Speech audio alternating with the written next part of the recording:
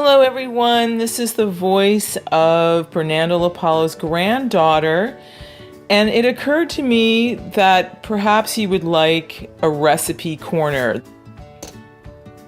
In both of his books, Age Less, Live More, Achieving Health and Vitality at 107 Years and Beyond 100, How to Live Well into Your Second Century, Bernando Lapalo talks about black beans and beans in general. In Age Less, Live More, it goes into more detail. He has a section on beans after the section on cabbage, and he lists the history and the benefits of beans. His preferred bean was black bean soup. This is something that he made in the style of the way they do in Brazil without pork, however. Instead of pork, he used olive oil. Remember, Bernando stayed away from flesh foods and meat outside of fish that he ate on a daily basis. I want to make mention that Bernando ate foods that were healthy for his brain, and beans are a great source of folate. Of course, they also have other important minerals in them, but people were always amazed at Grandpa's remarkable memory. So, black bean soup, along with barley and along with blueberries and along with raw processed peanut butter, were foods that he attributed his razor-sharp memory to. Remember, he didn't consume sugar. I made myself a batch of black bean soup, and I thought that this would be a good topic to cover today and just how to do it. And you'll notice that I've got some vegetables in here as well. So I'm going to explain that in a second, but my black bean soup is almost finished. So let me show you the ingredients. So the first thing you're going to need, obviously, is black beans. Frijoles negros is another term for it. Very common. You won't have any trouble finding this at all in your grocery store. And if you can use, fresh black beans, or, the freshest dried black beans you can get, do that as opposed to the things in cans. Now, sometimes you're traveling, or, sometimes you just have limited cookware. So I would advise you that if you are going to use canned black beans or any canned bean, that you please rinse them first before you consume them. The reason for this is that because they are covered salt. Their salt is used as a preservative, and we don't want hypertension. We want to use salt in moderation, and we want to use sea salt whenever we possibly can, but there are extremely high amounts of salt in any kind of canned food. So that's something you should just be aware of. Now, the next ingredient that you'll see here is an onion. Now, Bernando was a big fan of onions and garlic. We also have a potato. It is common to use a potato and put that in the soup. It helps thicken the soup. Wash it, cut it into quarters, and you just put that right in the soup. We have a bottle of extra virgin olive oil. I don't want you to get too hung up on the brand. That's not the point. The point is that you want to use extra virgin olive oil.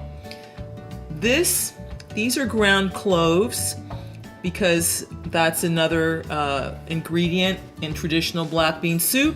I've got black pepper. I've got red chili pepper flakes. That's optional. You may not want to use that. And I also use a bay leaf or a laurel leaf in the soup as well. That just adds a little extra flavor to it. Also, tomato paste. If you have fresh tomatoes, more power to you.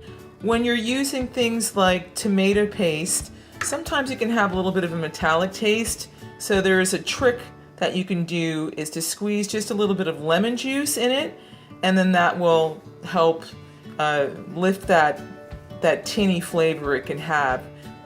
Sea salt. This is dried oregano, which is an herb, and also I've got a little cinnamon. So how you do this, let's go back, is that the first thing you want to do is that you want to rinse your black beans in water, and you want to rinse them thoroughly at least 3 times. Because it's a natural product, sometimes there's stones and sticks, there's dust, debris, like that. So the rule of thumb is to wash everything at least 3 times until the water runs clear. And then you want to soak them overnight. You want to soak them 8 hours to overnight because, they're very dense, they're hard, they're like little pebbles. And you want to fill that with water. This will reduce your cooking time. You have a pressure cooker, however, that will speed up the process. But if you don't have a pressure cooker, you should definitely soak these overnight.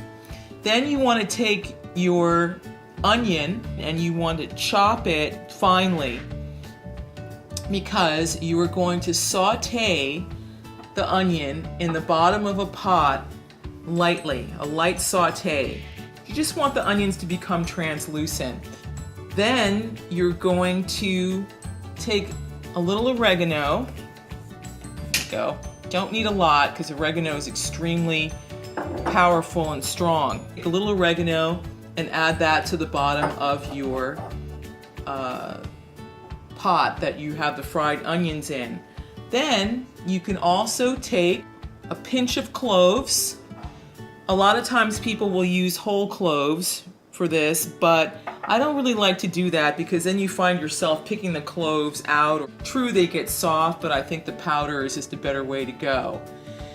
And then if you choose to use red chili peppers or chili pepper flakes, you want to put that in the bottom of the pot too and saute that. Then you're going to take your black beans and you're going to pour them on top of the saute that you have, and then you are going to add water. You want to add enough water to cover the black beans by about 4 inches, okay? So whatever quantity of black beans that you decide to use, let's say you're going to use a cup. A cup is a good amount to start. And then you want to bring it to a boil, and then you're going to turn it down to a simmer. And then you're going to add your sea salt. You can add about a teaspoon of sea salt. You don't really need much more than that.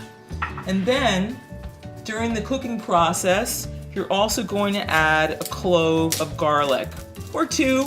You may be a big fan of garlic. You may really like that taste.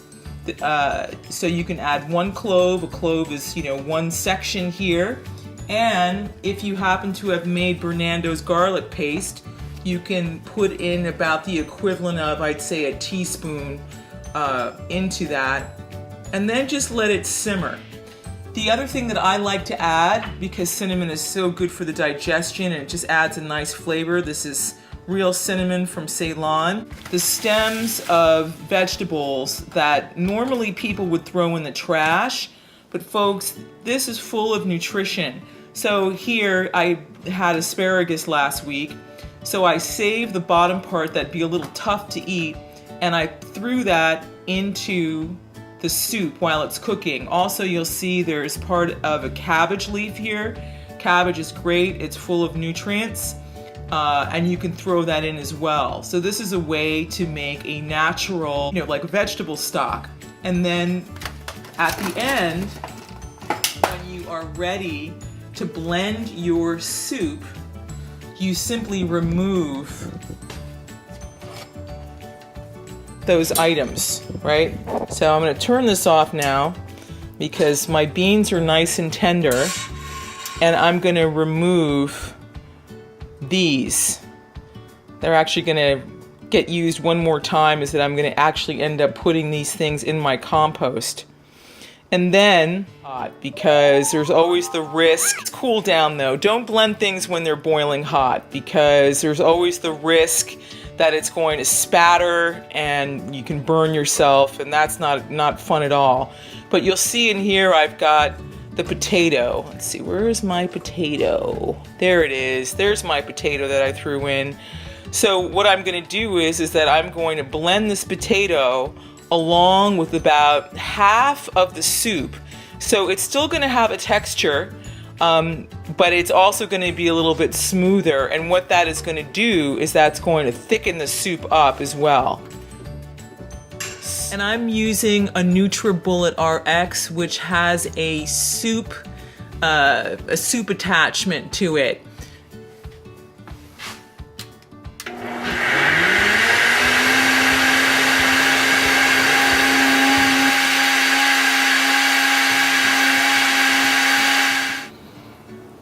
Okay, so now I've come to the end of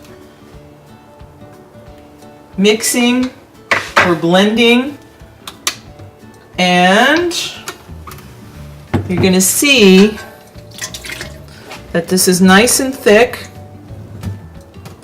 Didn't use any flour, I just used a potato.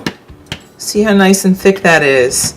So now I'm going to add that to, as you can see, we now have a smooth with a slightly chunky texture black bean soup after adding the blended potato and half of the beans, of course with water, in the NutriBullet RX.